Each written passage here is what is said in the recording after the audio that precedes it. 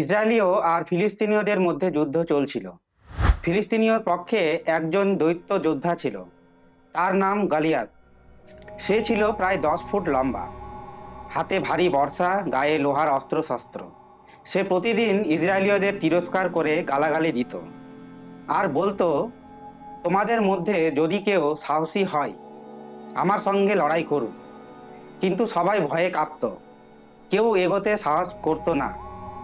সেই সময় এক কিশোর মেষপালক ছেলেকে দেখা গেল, তার নাম দাউদ।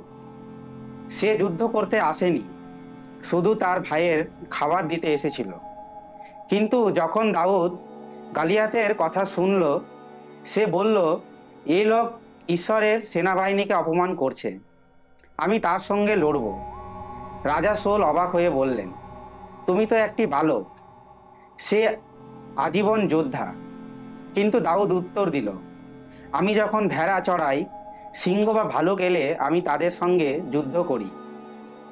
ঈশ্বর আমাকে তাদের হাত থেকে রক্ষা করেছেন। আজও সেই ঈশ্বর আমাকে গালিয়াতের হাত থেকে রক্ষা করবেন। রাজা তার অস্ত্রশস্ত্র দাউদকে দিলেন, কিন্তু দাউদ বলল, না, এগুলো আমার জন্য নয়। সে কেবল তার বাটুল নিল আর পাশের নদী থেকে 5টি মিশ্রণ পাথর তুলে ঝুলিতে রাখল।